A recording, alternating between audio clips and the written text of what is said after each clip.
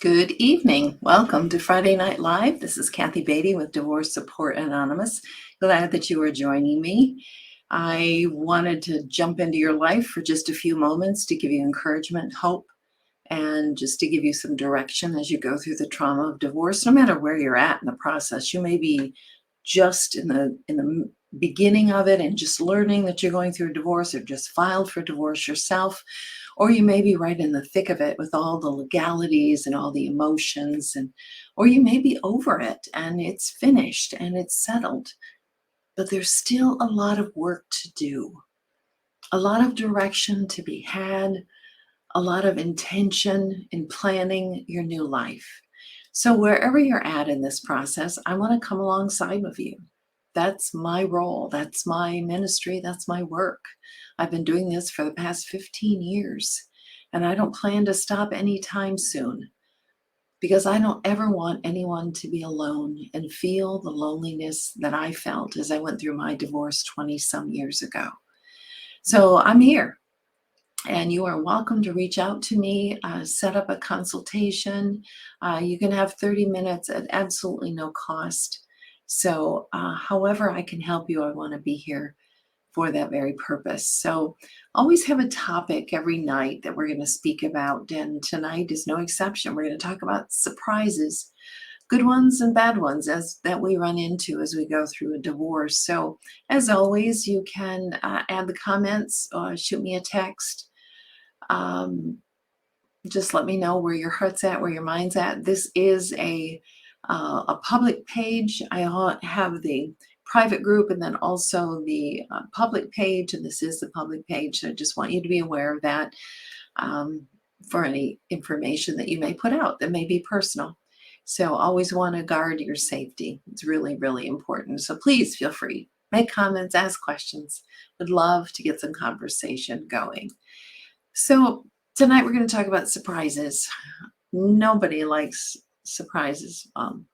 I guess we like good surprises, but most of us don't like surprises. In fact, undoubtedly, you have had too many surprises as you go through this divorce. You've had some good surprises. People showed up, supported you. People you never expected to really care that deeply do. And then you have the surprises of how people react that you never dreamed would happen, like family and friends who you thought would be there, but they're not. So often people do not know what to say, so they say nothing. And in doing so, it makes us feel incredibly alone. These people, they don't mean any harm. They're confused. Your family is grieving as well. Your siblings, your parents, your aunts, uncles, your friends, they're confused. They don't know, should I side with someone? Should I not talk to either one of them because the other will think I'm siding? So you can see where there's just confusion on so many, many levels.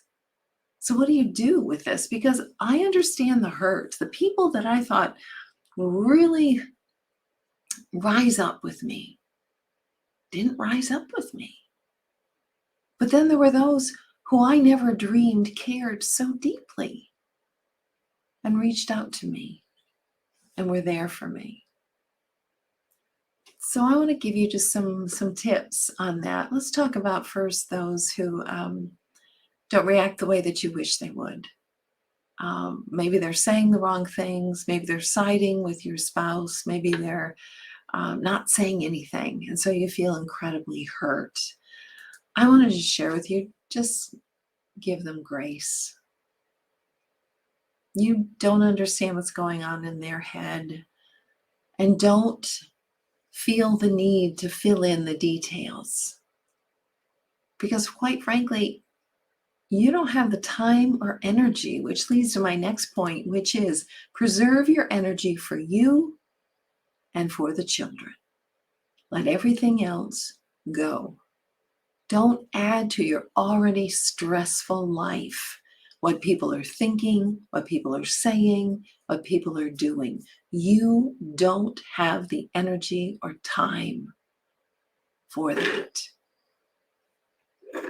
So let everything else go. And then pour your hurts, because they've got to go somewhere.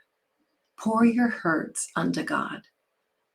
Now, let me also say that people, we need people, and I'm going to mention that a little bit in a minute as well. We need people, and that's why you need a group. You need someone to help you process through, to hear your story, to share your story, to be able to articulate your pain, helps you process what is going on in your life. A couple verses I used, I think, a couple weeks ago, actually. The Lord's near to those who have a broken heart, and he heals the brokenhearted and binds up their wounds. That's why I always say Psalms understands. When you get into the book of Psalms and you read it, you can relate so easily to the statements and the pain that is being expressed. So again, people don't know what to say, so they don't say anything. Consider, if you will, whenever you go into a funeral home and you are just so careful with your words, and you, before you speak, most of us, I hope all of us, but before you say anything, you think about, okay, how's this going to come across? Is this going to help this person who's grieving, or is it not? You know, that mental pretzel you put yourself into because you don't want to say the wrong thing. Well, that's how people are feeling toward you. They don't want to say the wrong thing, so they don't say anything. So again, give them grace.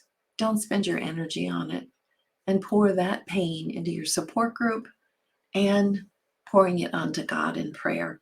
You know, this topic is always one that I have. In fact, the slide that you saw and was posted about the preview for tonight is one that I have in my slides that we go through when we are talking about emotions. And it's always interesting, the stories that people share, because everyone has them. Everyone. They have the good stories and they have the hurtful stories. We all have them. So again, another reason why you go into group is because when you're in isolation, you think you're the only one who's experiencing this, and people are shunning you only. That's not true at all. That's not true. And so when you hear other people's stories in group, you start to understand, wow, it's not me. It's not me. It's other people. It's other people who don't know what to say. And some people don't have the emotional maturity to know what to say or to know how to handle a trauma like this. Unfortunately. But let's talk about the good surprises. Let's talk about the people who surprise you in a really good way. The people who approach you, who come into your life and say, what can I do to help? Or I remember when I was attending church, and a couple of women came up to me and were just chatting really about nothing. But I knew that they were there because they wanted to minister to me in some way. And I remember just there putting their hand on my arm. It still gives me chills to think about it, because it felt like salve to a burn. It was so ministering to me. So allow people, those who are good and healthy individuals, allow people to minister to you. And I know some of you are stubbornly independent like me, but this is a trauma that you are going through. So I really wish when people approach you, and hopefully they approach you tactfully, but sometimes they won't. But those who are approaching you really want to help and to do something for you. Allow people to minister to you. Maybe that's hearing your story. Maybe that's helping you with the children. Maybe that's bringing groceries in. You know, there was a saying many years ago, one of my groups, that no one brings potluck, or no one brings a casserole to someone going through divorce. Maybe they should. Maybe they should. So allow people in whatever way that they're going to minister to you. You need people. You need people right now. Don't be the independent soul. Allow people to come around you and to minister to you. And it will make up for those who don't say anything, or those who say the wrong things or say stupid things. Yes, sometimes they say stupid things. So let's talk now about kids, our kids, or maybe other kids. Their reactions may surprise you. Their reactions may hurt you deeply. Hopefully, you have some good surprises with your children, but you may not. You may have some hurtful. I know many stories of adult children who just turn on one of the parents, and it's so hurtful. Keep in mind that they are going through their own trauma. It doesn't matter if they're grown children, they're grown adults, they're still going through their own trauma. They're confused. They're trying to find an anchor to hold on to, just like you are.